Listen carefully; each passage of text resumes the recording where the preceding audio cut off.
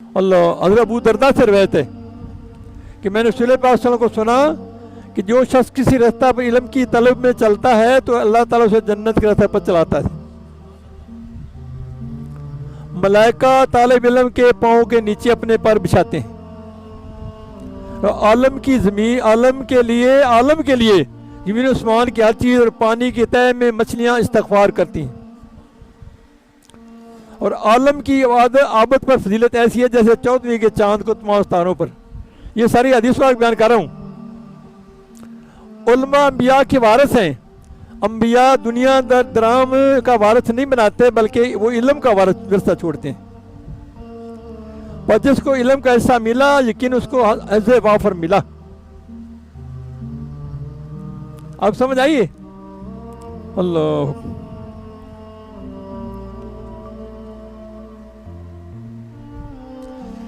अगर ये बात ना करें ये फिर समझ नहीं आनी।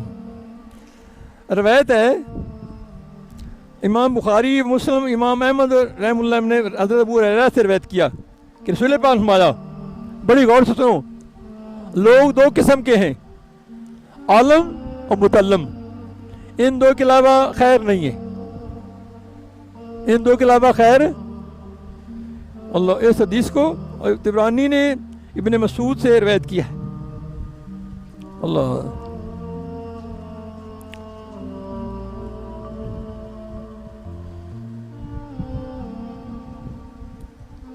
अल्लाह, आगे बड़ी मोहब्बत की बात है। सब मोहब्बत की बातें वैसे तो हैं। अल्लाह,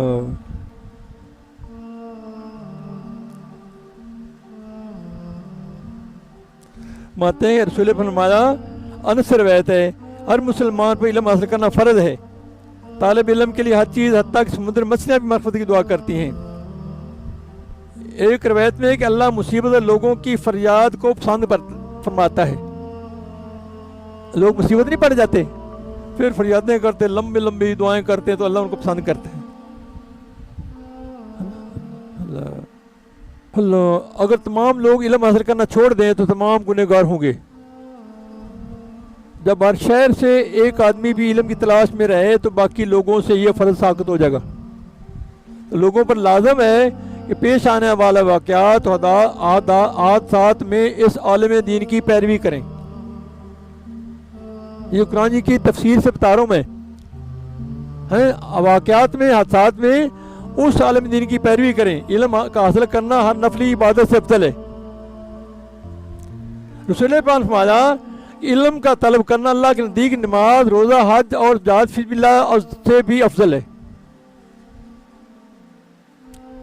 आगे बड़ी मोहब्बत की बात, एक लम्हा के लिए इल्म हासिल करना सारी रात क़याम करने से अफजल है।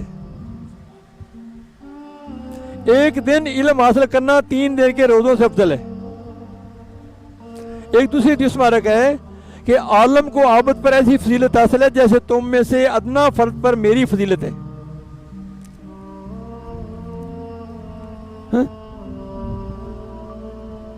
अल्लाह ताला मुअल्लिम खैर पर रहमत भेजता है। उसके फरिश्ते ज़मीन आसमान वाले, उसके फरिश्ते भी ज़मीन आसमान वाले भी उस मुअल्लिम पर खैर और रहमत भेजते हैं। फरिश्ते भी, ज़मीन आसमान वाले भी, अल्लाह ताला भी।